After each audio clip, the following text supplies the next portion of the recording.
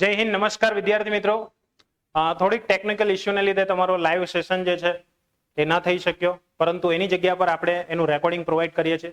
Okay, તો I hope કે તમે બધા એ વિડીયોને જોઈ લેશો. તો ચાલો શરૂ કરીએ. તો લાસ્ટ આપણે ત્રીજા ચેપ્ટરની માહિતી જોઈ હતી. ત્રીજા ચેપ્ટરની આપણે એન્ડ કર્યો હતો, બરાબર. છેલ્લો પોટેન્શિયોમીટર વિશે માહિતી જોઈ હતી. આજે આપણે સ્ટાર્ટ કરવાના છીએ આપણું મસ્ત મજાનું એવું ચેપ્ટર નંબર 4, બરાબર, જેનું નામ શું છે? ગતિમાન વિદ્યુત ભારો અને ચુંબકત્વ. તો ગતિમાન વિદ્યુત ભારો એટલે શું? ગતિમાન વિદ્યુત ભારો તો કે ભાઈ હવે વિદ્યુત ભારો જે છે તે કેમાં જશે? તો કે ભાઈ ધીરે ધીરે પોતે ગતિ કરવા લાગશે. શું કરવા લાગશે? ગતિ કરવા લાગશે. ઓકે, એટલે હવેના જેટલા પણ વિદ્યુત ભારો છે આપણા, એ બધા ધીરે ધીરે શું કરશે? ગતિ કરશે. શું કરશે? ગતિ કરશે. અને ગતિ કરશે એને કારણે શું થશે? વિદ્યુત પ્રવાહ ઉત્પન્ન થશે. અને વિદ્યુત પ્રવાહ ઉત્પન્ન કરતા આપણે ચેપ્ટર નંબર 3 ની અંદર ઓલરેડી શીખી ગયા. ચેપ્ટર 3 ની અંદર આપણે શું કર્યું હતું? વિદ્યુત પ્રવાહ કઈ રીતના ઉત્પન્ન થાય તેના વિશેની માહિતી આપણે બધી જ જોઈ કાઢી હતી. જોઈ ગયેલા કે નહીં જોઈ ગયેલા? જોઈ ગયેલા. તો હવે આપણે ત્યાંથી થોડાક આગળ વધીએ કે ભાઈ હવે વિદ્યુત ભારો છે તેના દ્વારા ચુંબકત્વ કઈ રીતના ઉત્પન્ન થાય તેના વિશે આપણે જોવાના છે. તો આશરે 2000 વર્ષ પહેલાથી આપણે વિદ્યુત અને ચુંબકત્વ એ બંને વિશે જાણતા છીએ. 2000 વર્ષ પૂર્વે ત્યારથી આપણે બધાને ચુંબકત્વ શું છે, વિદ્યુત શું છે, એ બધા વિશે આપણને માહિતી છે જ. પરંતુ એની અંદર હજુ પણ આગળનું ડેવલપમેન્ટ કઈ રીતનું છે? તો કે ભાઈ આમ છતાં પણ 1820 માં આશરે 200 વર્ષ પહેલા સ્પષ્ટ રીતે જાણવા મળ્યું કે તે બંને જે છે, બંને એટલે કોણ? વિદ્યુત અને ચુંબક, એ બંને એકબીજા સાથે શું ધરાવે છે? ગાઢ સંબંધ ધરાવે છે. એટલે કે વિદ્યુત છે અને ચુંબક છે એ બંને એકબીજા સાથે ગાઢ સંબંધથી જોડાયેલા છે. તેનાથી જોડાયેલા છે? ગાઢ સંબંધથી. ગાઢ સંબંધ એટલે ખબર પડે છે ને? હા, મિત્રતા છે બંને વચ્ચે. એટલે જ્યાં આગળ ચુંબક હોય ત્યાં વિદ્યુત આવે, અને જ્યાં વિદ્યુત છે ત્યાં કોણ આવશે? ચુંબક આવશે. બરાબર. એવી ગાઢ મિત્રતા એની અંદર 200 વર્ષથી આપણને જાણવા મળી છે. અને આ મિત્રતા વિશેની સ્પષ્ટ માહિતી આપણને કોના દ્વારા પ્રાપ્ત થઈ? તો કે ભાઈ હાન્સ ક્રિશ્ચન ઓસ્ટ્રેટ દ્વારા. કોના દ્વારા?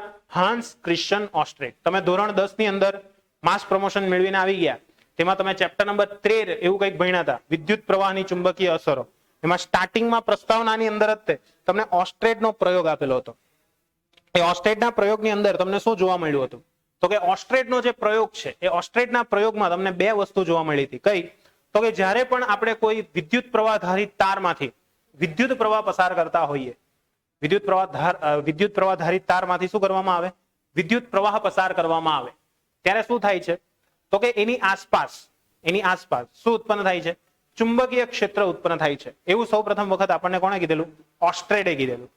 જેને આપણે વિદ્યુત પ્રવાહની ચુંબકીય અસર તરીકે ઓળખીએ. શા તરીકે ઓળખીએ? વિદ્યુત પ્રવાહની ચુંબકીય અસર તરીકે આપણે એને ઓળખીએ છીએ. સમજ પડે છે કે નથી પડતી? પડે છે. એટલે વિદ્યુત પ્રવાહની ચુંબકીય અસર વિશેની માહિતી સૌ પ્રથમ વખત ઓસ્ટ્રેટે આપી. અને એની અંદર એને શું કર્યું હતું? તો કે ભાઈ જ્યારે પણ એ પ્રેક્ટિકલ કરતા હતા, પ્રેક્ટિકલમાં કંઈક બીજું જ હતું. એને શોધવાનો પર્પઝ એ હતો જ નહીં. એનો પર્પઝ કઈ બીજો જ હતો. એ એના માટે ચેક કરતા હતા કે ભાઈ જ્યારે પણ કોઈ તારમાંથી વિદ્યુત પ્રવાહ પસાર કરવામાં આવે તો શું થાય, તેના ઉપરનો કંઈક એ અભ્યાસ કરી રહ્યા હતા. ને અભ્યાસ કરતા હતા તે દરમિયાન એને શું જોયું? તો કે ભાઈ એની આજુબાજુ હુકા યંત્રની, એટલે કે સોય પડી હતી, ચુંબકીય સોય, જેને હુકા યંત્ર કહીએ આપણે. એ હુકા યંત્ર પડ્યું હતું. જ્યારે એને વિદ્યુત પ્રવાહ પસાર કર્યો તો ત્યારે એ હુકા યંત્ર જે છે તે કંઈક અલગ ડાયરેક્શન જોવા મળી. હુકા યંત્રની અંદર શું જોવા મળી? કંઈક અલગ ડાયરેક્શન. અને ફરી પાછું જ્યારે એની અંદરથી વિદ્યુત પ્રવાહ પસાર કરવાનું બંધ કર્યું ત્યારે શું થયું? ફરી પાછી એની ડાયરેક્શન જે છે તે આખી ચેન્જ થઈ ગઈ. ફરી પાછી ડાયરેક્શન શું થઈ ગઈ? આખી એની ચેન્જ થઈ ગઈ. સમજ પડે છે બધાને કે નથી પડતી? પડે છે. એટલે જ્યારે પણ એને વિદ્યુત પ્રવાહ પસાર કર્યો તો વિદ્યુત પ્રવાહ પસાર કરવાને કારણે શું જોવા મળ્યું ત્યાં આગળ? તો કે ભાઈ એની ડાયરેક્શન જે છે એ ડાયરેક્શન આખી શું થઈ જાય છે? ચેન્જ થઈ ગયેલી એને જોવા મળે છે. બરાબર છે. તો એના દ્વારા એને નક્કી કર્યું કે લગભગ ત્યાં શું થયું હશે? તો કે ભાઈ વિદ્યુત પ્રવાહ આધારે ચુંબકીય ક્ષેત્રમાં ફેરફાર થયો હશે. અને આ ચુંબકીય ક્ષેત્રના ફેરફારને આધારે, આ ચુંબકીય ક્ષેત્ર જે છે તેના ફેરફારને આધારે આપણે એવું જોયું કે ભાઈ વિદ્યુત પ્રવાહની અસર જે છે તે ચુંબક સ્વરૂપે આપણને વર્તવા જોવા મળી. કેવી જોવા મળી? ચુંબક સ્વરૂપે વર્તતી આપણને જોવા મળી. સમજ પડે છે બધાને કે નથી પડતી? પડે છે. એટલે ઓસ્ટ્રેટે કઈ નહીં કર્યું હતું, ફક્ત ને ફક્ત શું કર્યું હતું? તો કે એક તાર લીધેલો હતો, બરાબર. તાર લઈને એને શું કર્યું હતું? તાર લઈને શું કર્યું? એને વિદ્યુત પ્રવાહ પસાર કર્યો. વિદ્યુત પ્રવાહ પસાર કર્યો એટલે શું જોવા મળ્યું ત્યાં આગળ? તો કે ભાઈ ત્યાં આગળ ચુંબકીય સોય હતી. ત્યાં આગળ શું જોવા મળ્યું? ચુંબકીય સોયમાં ડિફ્લેક્શન જોવા મળ્યું. એ ડિફ્લેક્શન પાછળનું રીઝન શું જોવા મળ્યું? તો કે મે બી ત્યાં આગળ ચુંબકીય ક્ષેત્રમાં શું થતો હોવો જોઈએ? ફેરફાર થતો હોવો જોઈએ. એ ફેરફારને કારણે આપણને શું જોવા મળ્યું? તો કે વિદ્યુત પ્રવાહની કારણે ચુંબકીય અસર જોવા મળે છે. અને આ ઘટનાની એને સૌ પ્રથમ વખત પ્રાયોગિક શોધ કરી હતી. કોણે? હાન્સ ક્રિશ્ચિયન ઓસ્ટ્રેટ. જોઈ શકો છો આ દાદા દેખાય છે, બરાબર? એટલે આ રીતના એની અંદર કંઈક જોવા મળ્યું હતું. ત્યાર પછી ડેનિશ ભૌતિક શાસ્ત્રીએ 1820 ના ઉનાળાના પીરિયડ દરમિયાન આ પ્રાયોગિક નિર્દેશન કરતી વખતે એને આ વસ્તુ જોવા મળી હતી. તમે જોઈ શકો છો અહીંયા આગળ શું થાય છે? વિદ્યુત પ્રવાહ પસાર થાય છે અને અહીંયા આગળ શું છે? ચુંબકીય સોય. તો એ શું દર્શાવે છે કે ભાઈ જ્યારે પણ ચુંબકીય સોયનું કોણાવર્તન સીધા તારના કેન્દ્ર તરીકે ગણતા લંબ સમતલમાં રહેલા કાલ્પનિક વર્તુળની અંદર એને જોવા મળ્યું. કઈ દિશામાં જોવા મળ્યું? કાલ્પનિક વર્તુળની દિશામાં. કાલ્પનિક વર્તુળની દિશા એટલે શું? સિમ્પલ સમજો. આપણે કઈક જમણા હાથનો નિયમ ભણી ગયેલા. જમણા હાથનો નિયમ એમાં શું હતું? અંગૂઠાને ક્યાં મૂકવાનો? વિદ્યુત પ્રવાહની દિશામાં મૂકવાનો. કઈ દિશામાં મૂકવાનો? વિદ્યુત પ્રવાહની દિશા. ધારો કે વિદ્યુત પ્રવાહ આ દિશામાં જાય છે, એ નહીં એમ. હા, બરાબર, ખ્યાલ આવે છે? તો આ પ્રવાહ આની અંદર આપણે જોયું હતું. તો આમાં શું કર્યું હતું? તો કે જે દિશામાં વિદ્યુત પ્રવાહ પસાર થાય છે તે દિશાની અંદર અંગૂઠો મૂકવાનો. તે દિશામાં શું મૂકવાનો? અંગૂઠો. ને અંગૂઠો એ દિશામાં મૂક્યા પછી આ જે આંગળીઓ છે તે તમને શું આપશે? આંગળીઓ જે છે તે તો કે ચુંબકીય ક્ષેત્રની દિશા આપશે. શેની દિશા આપશે? ચુંબકીય ક્ષેત્રની દિશા. આવું સૌ પ્રથમ વખત આપણને જોવા મળ્યું હતું. કોની મદદથી? ઓસ્ટ્રેટની મદદથી. શેની મદદથી? ઓસ્ટ્રેટની મદદથી. ઓકે, એટલે આ કાલ્પનિક વર્તુળ જે છે એ કાલ્પનિક વર્તુળ દ્વારા આપણને આ વસ્તુઓ જોવા મળી હતી. અને જ્યારે વિદ્યુત પ્રવાહ મોટો હોય ત્યારે ચુંબકીય સોય તારની પૂરતી નજીક હોય એટલે પૃથ્વીનું ચુંબકીય ક્ષેત્ર આગળ અવગણી શકાય ત્યારે આમ અનુભવી શકાય છે. એટલે કે ભાઈ ત્યારે તમારે શું ધ્યાનમાં રાખવાનું છે? પૃથ્વીનું ચુંબકીય ક્ષેત્ર અવેલેબલ જ નથી.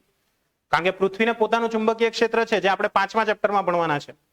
કયા ચેપ્ટરમાં ભણશું? 5મા ચેપ્ટરમાં, બરાબર? એમાં તમે ડિફાઇન કરશો. અને જ્યારે પ્રવાહ વધારવામાં આવે કે ઘટાડવામાં આવે છે તો એ પ્રવાહ વધારતા કે ઘટાડતા એનું કોણાવર્તન જે છે તેની અંદર પણ શું જોવા મળે છે? ચેન્જીસ જોવા મળે છે. જોઈ શકો છો, બરાબર? એટલે પ્રવાહ વધાર્યો તો પણ એનો ફેરફાર જોવા મળ્યો અને સાથે સાથે પ્રવાહ ઘટાડવામાં આવ્યો તો પણ તેની અંદર કોણાવર્તનમાં શું જોવા મળ્યો? ફેરફાર જોવા મળ્યો. જોઈ શકો છો તમે. દેખાય છે? ખ્યાલ આવે છે? ત્યાર પછી લોખંડનો ભૂકો છે, બરાબર? તારના કેન્દ્રની નજીક જ્યારે લોખંડનો ભૂકો રાખવામાં આવે છે, બરાબર, તો એને કારણે શું થાય છે? તો કે એ બધા સમકેન્દ્રીય વર્તુળ ના શેપની અંદર ગોઠવાઈ જાય. સમકેન્દ્રીય વર્તુળના શેપમાં. એ સમકેન્દ્રીય વર્તુળના શેપમાં શું દર્શાવે છે? કે ત્યાં આગળ ચુંબકીય ક્ષેત્ર ઉત્પન્ન થયેલું હોવું જોઈએ. શું ઉત્પન્ન થયેલું હોવું જોઈએ? ચુંબકીય ક્ષેત્ર ઉત્પન્ન થયેલું હોવું જોઈએ. તો જ આ વસ્તુ શક્ય બને. એના સિવાય આ વસ્તુ શક્ય બને તેવા કોઈ ચાન્સ જ નથી. ત્યાર પછી જેમ્સ મેક્સવેલ નામના વૈજ્ઞાનિક આવ્યા. એ જેમ્સ મેક્સવેલ નામના વૈજ્ઞાનિકે સૌ પ્રથમ વખત કઈ શોધ કરી હતી? તો કે ભાઈ પ્રયોગોની એકદમ ઘણી બધા પ્રયોગો કર્યા પછી એને એવું ડિફાઇન કર્યું કે ભાઈ વિદ્યુત જે છે તે અને ચુંબકત્વ જે છે તે એ બંને નિયમોનું પાલન કરે છે. અને ત્યારબાદ એવી અનુભૂતિ થાય છે કે પ્રકાશ એ પોતે વિદ્યુત ચુંબકીય તરંગો છે. પ્રકાશ એ શું છે? વિદ્યુત ચુંબકીય તરંગો. વિદ્યુત ચુંબકીય એટલે શું? વિદ્યુત અને ચુંબક એ બંનેના બનેલા હોય. શેના બનેલા હોય? વિદ્યુત અને ચુંબક એ બંનેના બનેલા હોય. તેને આપણે શું કહીશું? વિદ્યુત ચુંબકો કહીશું. કયા ચુંબકો કહીશું? વિદ્યુત ચુંબકો. બરાબર છે?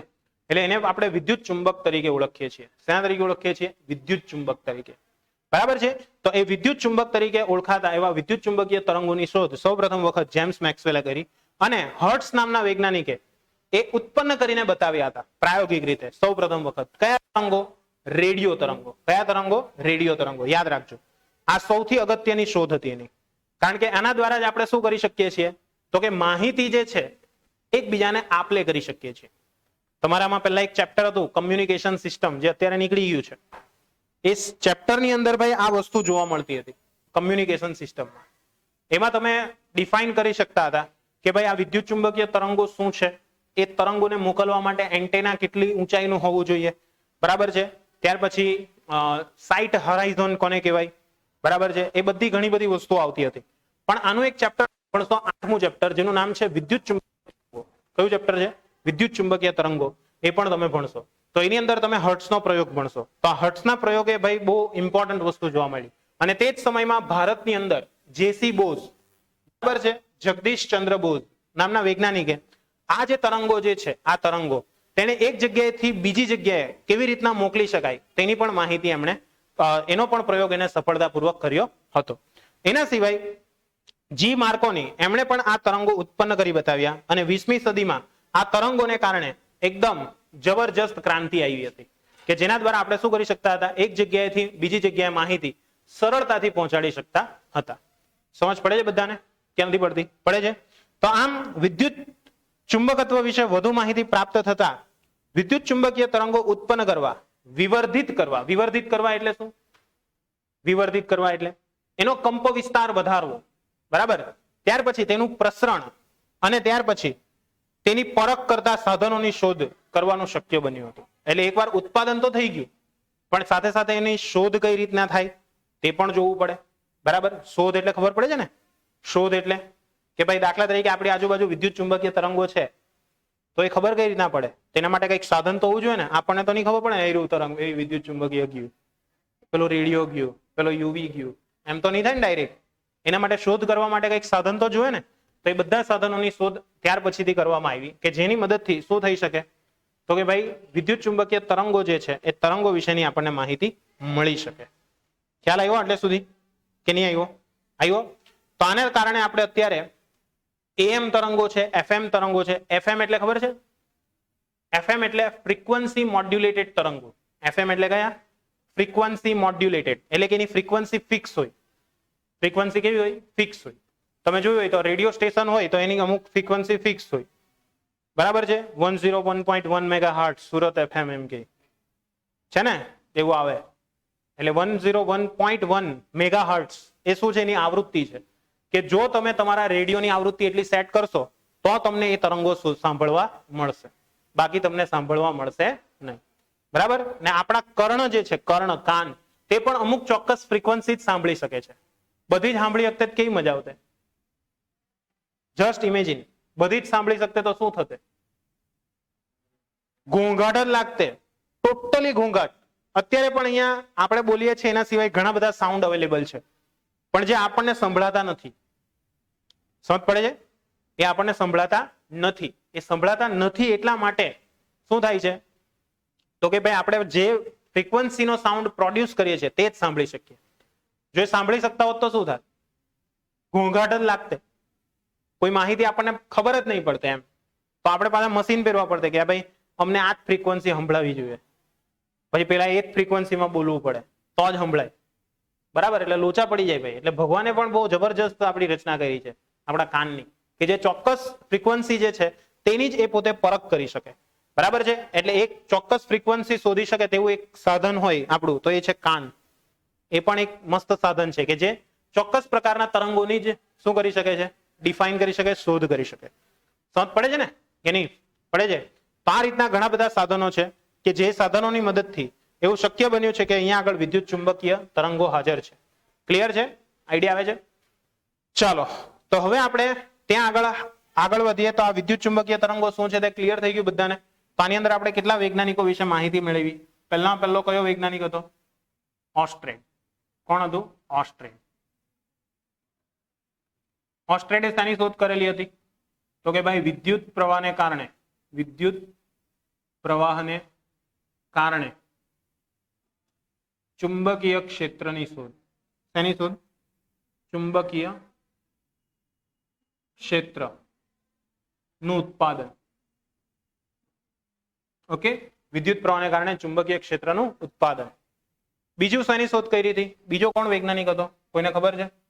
બીજું કોણ હતું? મેક્સવેલ. યસ, મેક્સવેલે શેની શોધ કરેલી? મેક્સવેલે બોલો, મેક્સવેલે શેની શોધ કરી? શેની? વિદ્યુત ચુંબકીય તરંગોની, બરાબર છે. એટલે મેક્સવેલ ની અંદર લખી દઈએ વિદ્યુત ચુંબકીય તરંગોની શોધ. વિદ્યુત ચુંબકીય તરંગોની શોધ. ત્યાર પછી બીજું કોણ હતું? હર્ટ્ઝ. યસ, હર્ટ્ઝ, બરાબર. હર્ટ્ઝ. તો હર્ટ્ઝે શું કર્યું હતું? વિદ્યુત ચુંબકીય તરંગોનું ઉત્પાદન, બરાબર. વિદ્યુત ચુંબકીય તરંગોનું ઉત્પાદન. એમાં ભારતીય વૈજ્ઞાનિકની વાત કરીએ તો ભારતીય વૈજ્ઞાનિક કયા કયા હતા? એક જેસી બોઝ, બરાબર છે. ક્લિયર? એ જેસી બોઝ નામના વૈજ્ઞાનિકે શું કર્યું હતું? રેડિયો તરંગો જે છે, બરાબર, તે ઉત્પન્ન કર્યા હતા, પણ કેવી લંબાઈના? ટૂંકી તરંગ લંબાઈના. એ ખાસ યાદ રાખજો, ટૂંકી તરંગ લંબાઈના વિદ્યુત ચુંબકીય તરંગો શોધ્યા હતા. વિદ્યુત ચુંબકીય તરંગોની શોધ. ઓકે, એટલે ટૂંકી તરંગ લંબાઈના વિદ્યુત ચુંબકીય તરંગોની શોધ એમણે કરી હતી. કોણે? જેસી બોઝે. કોને કરી હતી? જેસી બોઝ. એના સિવાય બીજા કોઈ વૈજ્ઞાનિક હતા? એના સિવાય એક કોણ હતું? માર્કોની. બરાબર, એ માર્કોનીએ પણ શું કર્યું હતું? ટૂંકી તરંગ લંબાઈના વિદ્યુત ચુંબકીય તરંગો જે છે તેની શોધ કરી હતી. ઓકે, આટલે સુધી ક્લિયર છે? કેમથી ક્લિયર? ક્લિયર. તો હવે આપણે અહીંયા આગળ વિદ્યુત ચુંબકીય, આ બંને વસ્તુ તો આવી ગઈ. વિદ્યુત શું છે એ તો આપણને ખબર પડી ગઈ. હવે ચુંબક શું છે? ચુંબકીય બળ કોને કહેવાય? મેગ્નેટિક ફોર્સ કોને કહેવાય?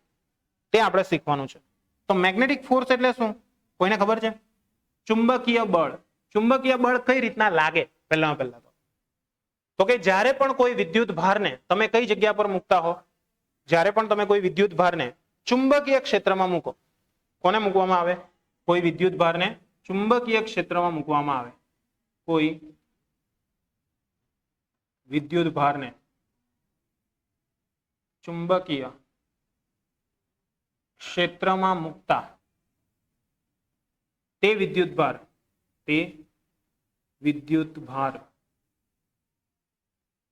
ગતિ કરે છે. શું કરે છે? ગતિ કરે છે. અને ચુંબકીય ક્ષેત્ર દ્વારા તેના પર બળ લાગે છે. શું લાગે છે? બળ લાગે છે. જેને કયું બળ કહીશું? ચુંબકીય બળ કહીએ છીએ. ચુંબકીય બળ કહેવામાં આવે છે. બરાબર, એટલે ચુંબકીય બળ કહેવામાં આવે છે.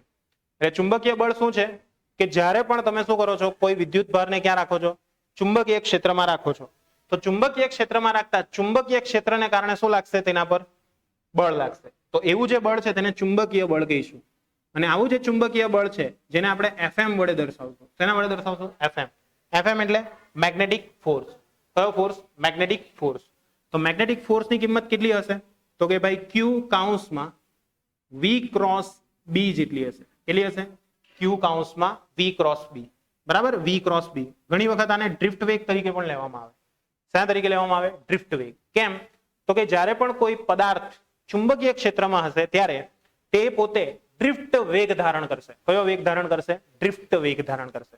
સમજ પડે છે બધાને કે નથી પડતી? પડે છે. એટલે એ પોતે ડ્રિફ્ટ વેગ ધારણ કરે છે. કયો વેગ ધારણ કરે છે? ડ્રિફ્ટ વેગ ધારણ કરે છે. સમજાશે કે નહીં સમજાશે? સમજાશે. તો આના પરથી આપણે F નું મૂલ્ય લખવું હોય તો શું લખી શકીએ?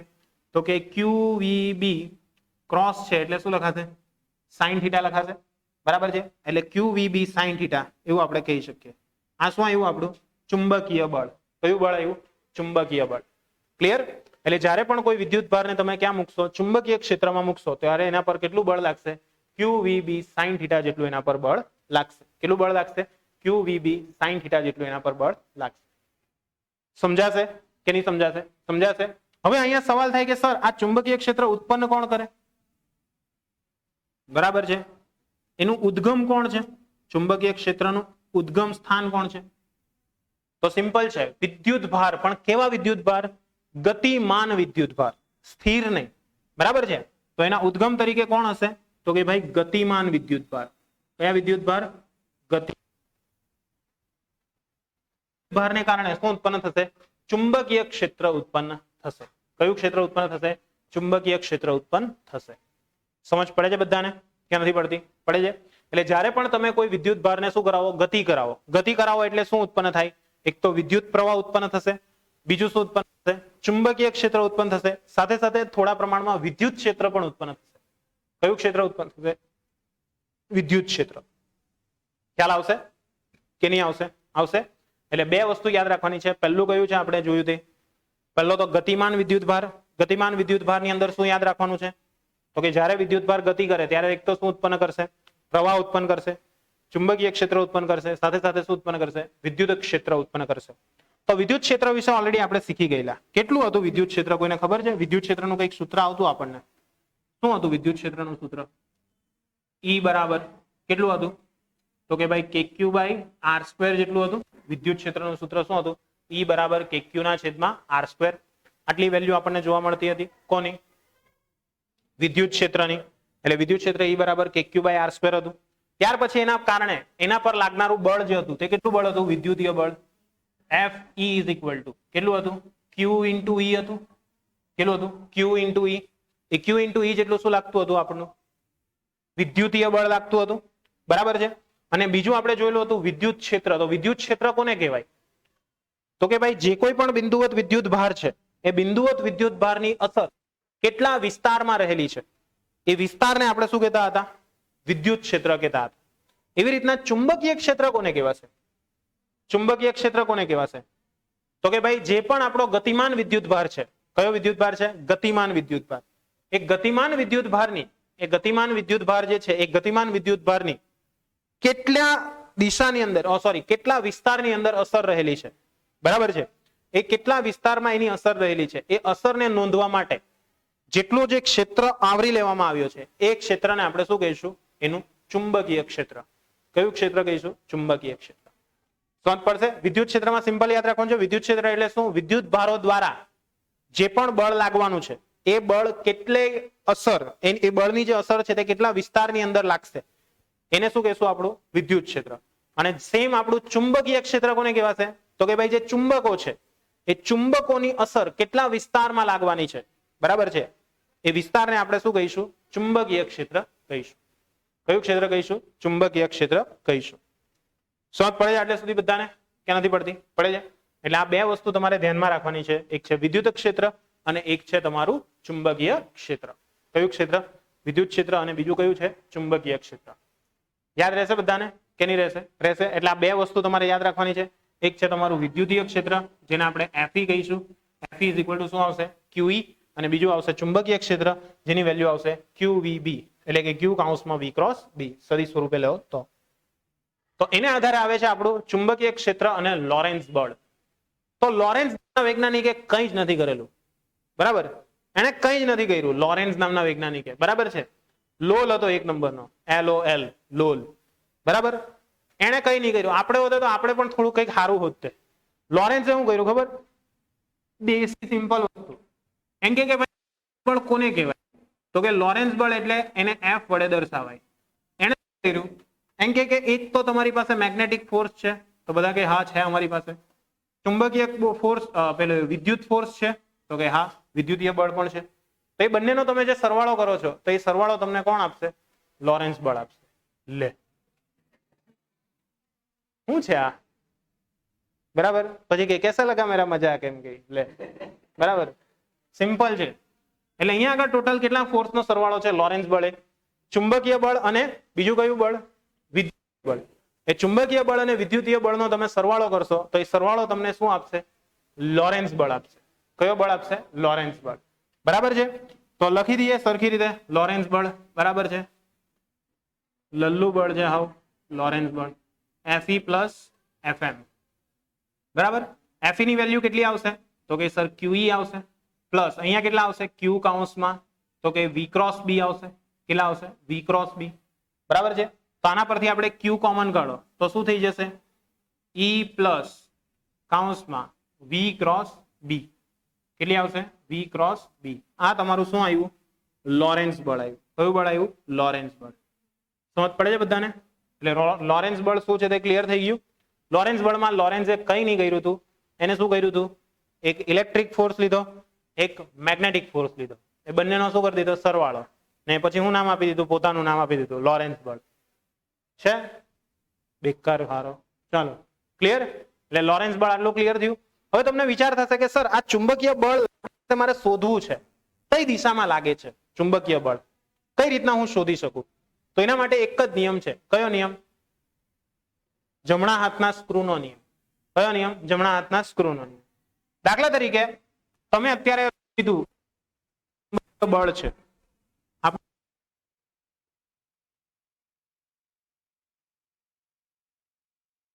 કે ભાઈ Q કાઉન્સમાં V ક્રોસ B જેટલું એ બળ અવેલેબલ છે.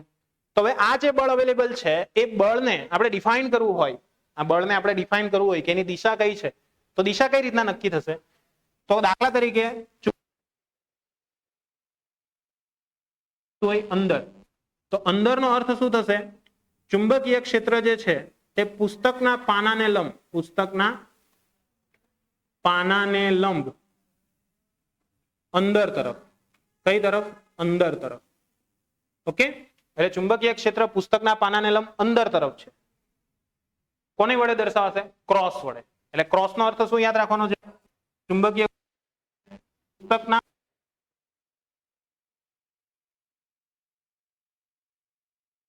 ચુંબકીય ક્ષેત્ર છે.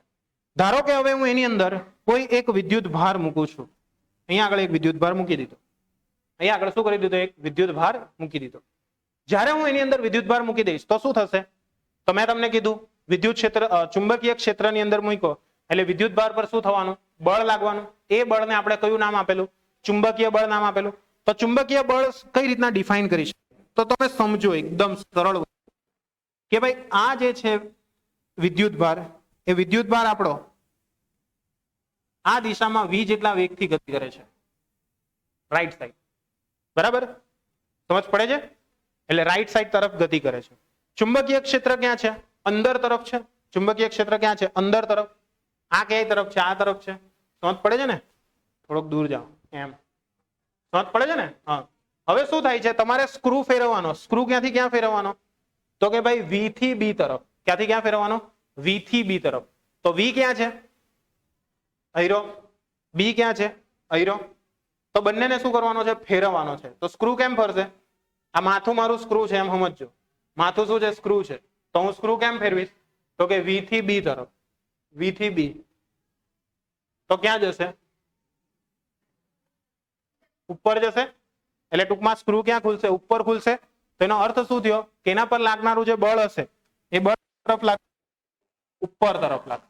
કઈ તરફ લાગશે? ઉપર તરફ.